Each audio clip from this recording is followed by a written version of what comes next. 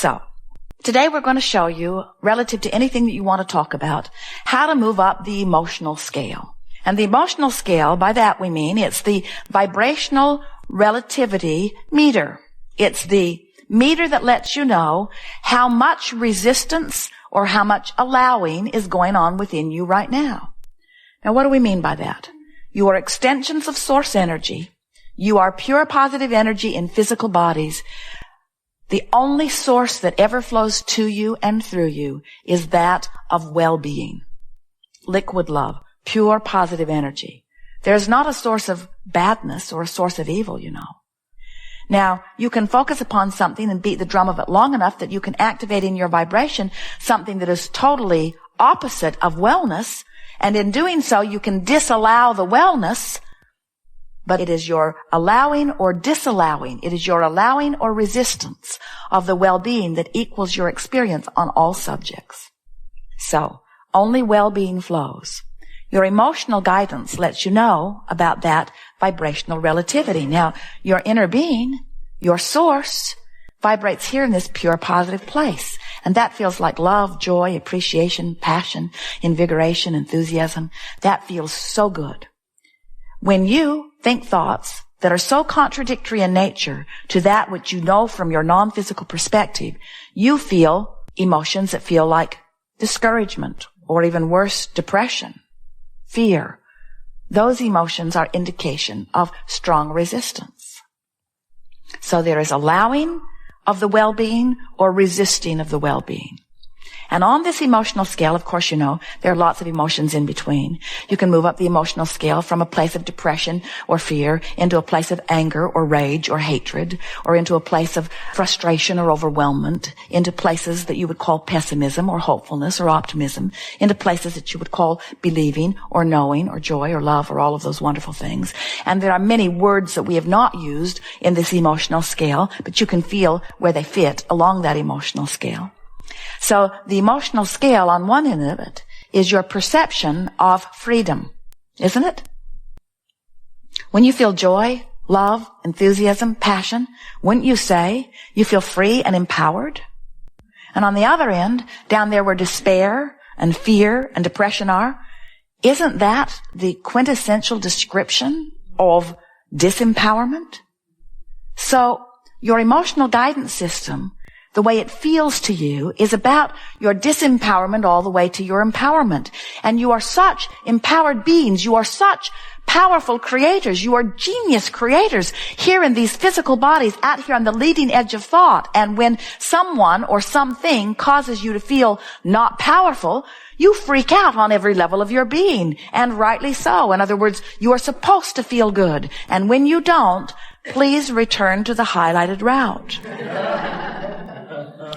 Choose the emotion that is close to where you are. In other words, if we met someone, some dear heart like you, and we found you in that place of fear or depression, maybe someone has diagnosed you with a disease, or maybe something that has happened and you feel utterly powerless in your experience, we would ask you questions with a sincere intent of coaching you into the life-giving breath of fresh air that revenge would bring you. Or rage or anger.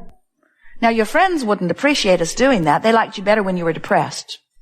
When you were depressed, you were off in your room, you weren't bothering anybody. But in revenge, you're punching holes in tires. Well, we would not encourage you to stay there very long, but from a personal standpoint of the way you feel, do you not easily acknowledge that you would rather be angry than fearful? Or angry than depressed? And the reason you would rather be angry is because it feels better. And the reason that it feels better is because it's higher on the emotional scale. It's closer to who you are. In other words, there's less resistance in anger than there is in fear. Now, we're not encouraging you to stay there, but we think it's a wonderful stop-off point. In other words, if we were depressed and we got to that life-giving breath of fresh air that anger would bring, we would announce to everyone, I'm angry and I like it. It feels so much better. At least I can breathe here. So if you don't like it, stay clear of me for a while, because I'm going to stabilize here and think of everything that I can think of that makes me mad, because I feel so much better here than I felt. And then in a few days, maybe even tomorrow, maybe even later today, but not right now, later I'm going to move into frustration. But for now, I'm happy in anger. You have to decide. This is a key. You have to decide that it matters to you how you feel. And furthermore, you have to decide that it matters more to you how you feel than how people feel about how you feel. Because if they would rather you were in depression, and no one would admit it, but they'll take you to anger management seminars, they will. And in those anger management seminars, they'll tell you how wrong you are and how inappropriate your anger is.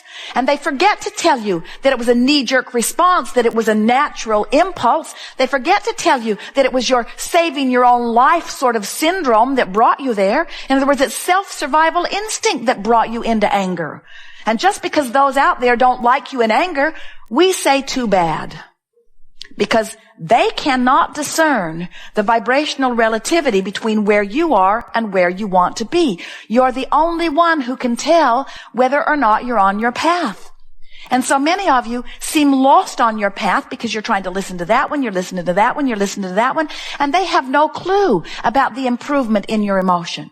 Can you see what sort of goes wrong? When you're trying to take score based upon manifestation, but manifestation can't happen till you line up your energy, and in your effort to line up your energy, you go into emotions that other people don't want you to go in, so they chastise you for being in those emotions. We can see why you keep turning around and going back to Phoenix, and then feeling lost out in the desert because you cannot tell how to quantify the journey.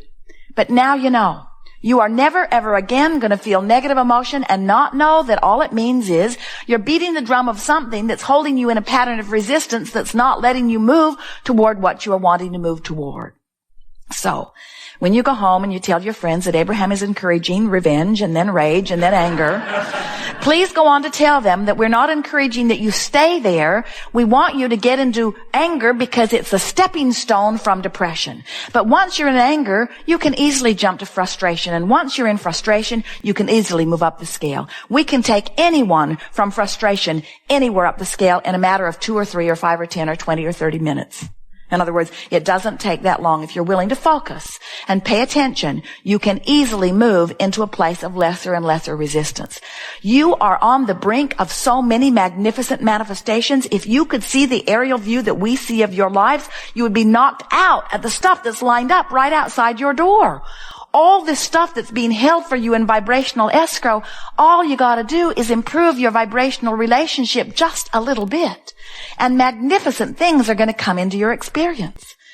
You've just got to accept, first, that you are a vibrational being. Second, that law of attraction is managing all of the vibrations of the universe. Third, that your emotional guidance system is letting you know what you're doing vibrationally, and that if it feels good, it is. And last and most important, you've got to decide that you're not going to give a rip what anybody else thinks, because they can't get inside of your vibrational relationship meter and understand why you're doing what you're doing. Think about it. If someone's trained themselves into mostly appreciation, and they are working with you, or they're married to you, or they go home to a family reunion and they meet you. In other words, law of attraction doesn't naturally bring you together, but sometimes you follow some commitment and you walk right into it. And so they're bright-eyed and bushy-tailed. They're someplace in a place of appreciation, and they encounter you in your anger. Of course they're going to try to tell you that you're not in a good place, like they need to tell you that you're not in a good place. The vibrational relativity between where you are and where they are is obvious. But you can't do anything about the vibrational relativity between they are and where you are. You can only move within your own emotional range, you see. So thank them politely and then tell them to get out of your face, because their well wishes, while they mean well, are usually irritating. You've got to decide that you are singularly going to be aware of your emotional guidance system. And those people who know you and watch you will begin to marvel about what begins to take place in your life. They'll notice that your mood on a myriad of subjects is beginning to improve because you're making it so. And they're going to begin to notice that manifestations are surrounding you. All kinds of things that you have been wanting will begin to flow easily into your experience.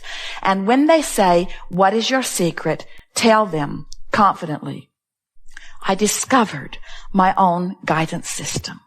I finally am able to quantify every single journey.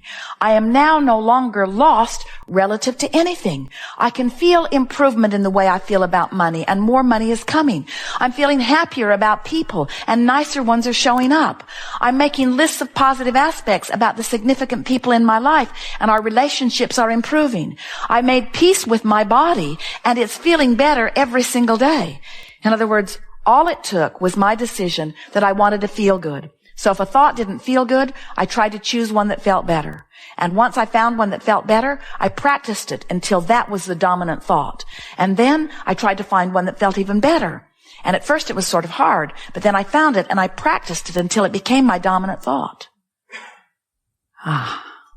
Well, we're done. Now you know everything we know. Law of attraction abounds. You get what you think about. You can tell what you think about. You can control what you think about. But don't try to manage your thoughts. Instead, reach for a feeling. Creating from the inside out. Coaxing yourself into thoughts that match the thoughts of your source.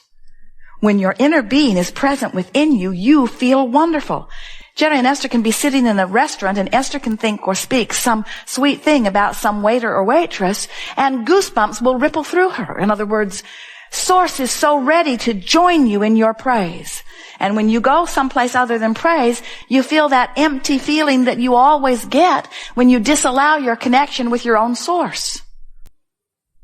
It is only someone who doesn't understand the law of attraction, who's still trying to sort out conditions, that condemns someone else and thinks that they're going to get anywhere in doing it. The more you push against what you do not want, the more you activate what you do not want, and the more it shows up in your experience. And then the more you feel like you need to join those activist groups. We know how it goes. But never again are you going to feel negative emotion and not know that it means something important in the vibrational relativity between who you really are and what you are allowing yourself to be in this moment. Magnificent guidance available within you. We have enjoyed this interaction immensely.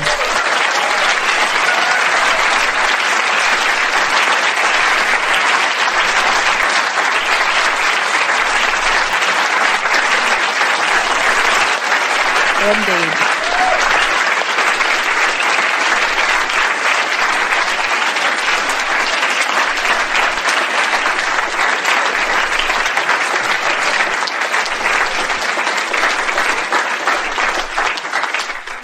You're full of yourselves. It feels good to feel good. You are pure positive energy in physical bodies, and it is exhilarating beyond verbal description for us to interact with you out here on this leading edge of thought. Be as good to yourself as you can be, and everyone else too. Reach for thoughts that feel good, no matter what the direction of them. And if they don't feel good, just try to make them feel as good as they can feel. And if they still don't feel good, just try to make them feel as good as they can feel. And if they still don't feel good, just try to make them feel as good as they can feel. And if you'll stay with it for as little as 68 seconds, you'll have a breakthrough where they will feel just a little gooder. And then pat yourself on the back and say, that was a minute well spent. There is great love here for you. We are complete.